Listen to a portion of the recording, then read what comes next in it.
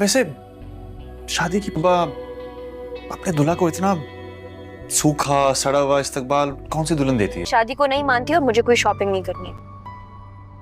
इतनी बार यही बात कहोगी और मैं कहूंगा कि हमारी शादी हो चुकी है।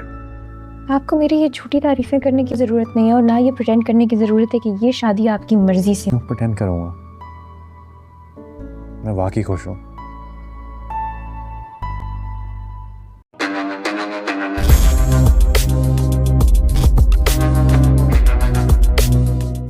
आज आयत की मायूं है, चेहरे पर हल्दी लगी है, दिल में एक अजीब सी बेचैनी। वह थोड़ी उदास है मगर घर वालों के सामने मुस्कुराती है। दादी माँ उसे उबटन लगाती हैं, माथे पर हाथ फेरती हैं, ढेर सारी दुआएं देती हैं। आयत की अम्मी आती हैं, उसके सिर पर हाथ रखती हैं, बचपन की मीठी यादें दोहराती हैं। आयत हल्की मुस्कान के साथ कहती है, अम्मी, मैं कौन सा किसी और मुल्क जा रही हूँ। लेकिन उसके लहजे में छुपी उदासी को कोई नहीं देख पाता। घर के सभी लोग आयत की तारीफ कर रहे हैं। उसके भाई उसकी मासूमियत, उसकी खूबसूरती और उसके अच्छे दिल की बातें करते हैं। लेकिन ताल्हा ताल्हा सिर्फ दूर से देखता है। वह आयत से बेपनाह मोहब्बत करता है मगर कभी कह नहीं पाया। आज ताल्हा फोन उठाता है, आयत को कॉल करता है। आवाज में बेचैनी है। आयत, तुम ये बेवकूफी क्यों कर रही हो? शारिक अच्छा इंसान नहीं है। आयत ठंडी सांस लेकर कहती है, तुम ये बातें पहले भी कह चुके हो ताल्हा। ताल्हा की आवाज में दर्द उतर आता है। मैं इंसानियत के नाते तुम्हें समझा रहा हूं, दोस्त की हैसियत से, प्लीज ये शादी मत करो। आयत की आंखें छलक जाती हैं। तुम्हें क्यों लगता है कि मैं तुम्हारी वजह से ये शादी कर रही हूं? मैं तुम्हें दोस्त मानती हूं और मैं चाहती हूं कि तुम मेरी शादी पर आओ। मैं तुम्हारा इंतजार करूंगी। फोन कट जाता है। आयत जोर जोर से रोने लगती है। उधर ताल्हा भी बेचैन होकर कमरे में इधर उधर टहलता है। तभी शारिक की कॉल आती है। आवाज में अजीब सी खुशी और एक अजीब सी जलट। आज हमारी शादी है, आज रात हमारी सुहागरात है। कैसा महसूस कर रही हो? आयत गुस्से से कहती है, बहुत अच्छा। शारिक हंसकर कहता है, अच्छा फैसला लिया तुमने।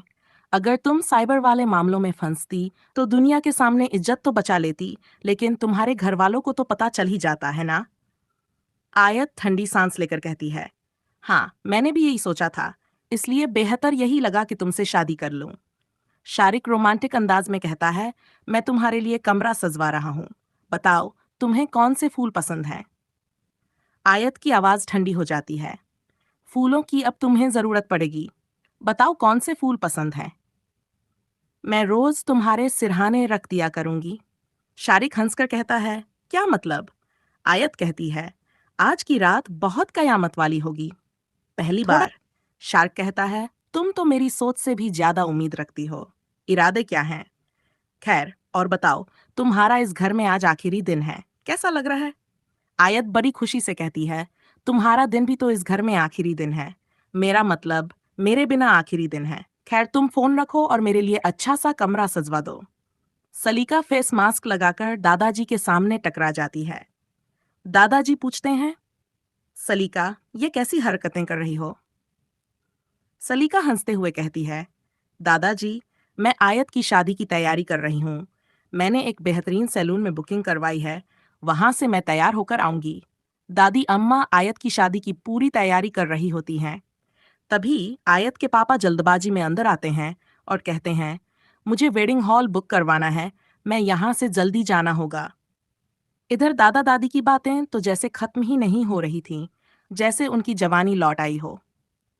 दादी अम्मा दादा से कहती हैं, चश्मा लगाकर ठीक से देखिए, चमकदार हुआ इसे जगह पर रख कर आई हूँ। माही कहती है, आयत, तुम कमरे को क्यों बिखेर देती हो? आयत मुस्कुराते हुए जवाब देती है, माई फ्लो में आकर खुद साफ कर लूंगी, बस इसे मेरे बैग में रख देना। माही फिर चिढ़कर कहती है, अब तुम शार के घर जाकर ये सब ठीक करना।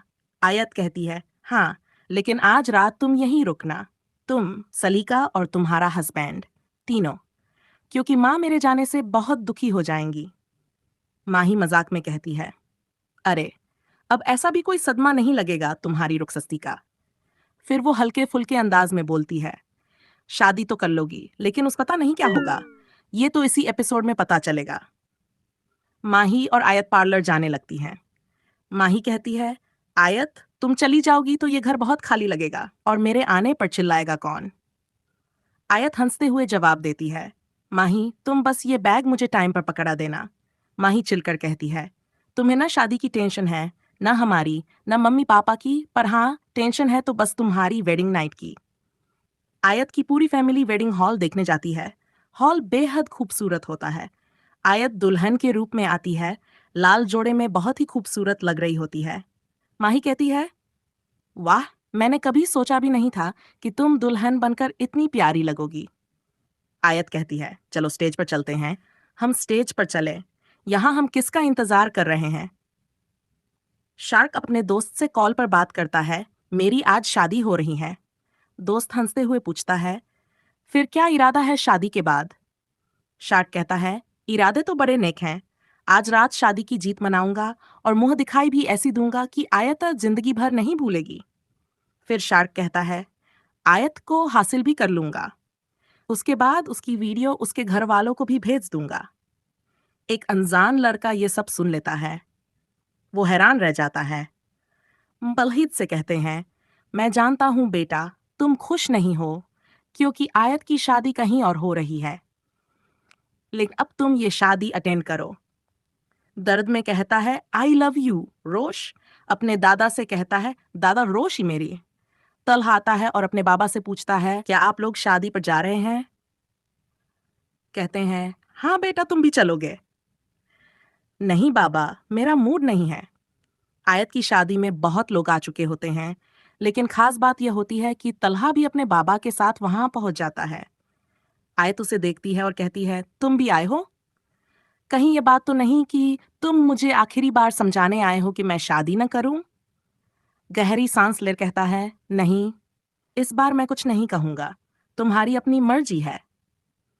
आयत मुस्कुराकर कहती है, मुझे वही मिलेगा जो मैं चाहती हूं। इसी बीच शार्क के साथ बहुत बड़ा हादसा हो जाता है।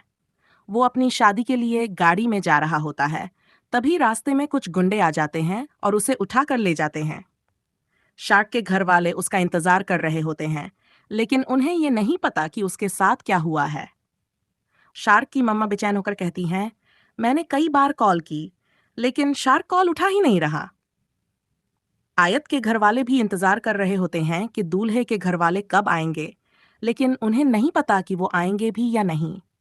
अगर आप आगे की स्टोरी जानना चाहते हैं तो प्लीज़ मेरी वीडियो को लाइक करें और चैनल को सब्सक्राइब ज़रूर करें।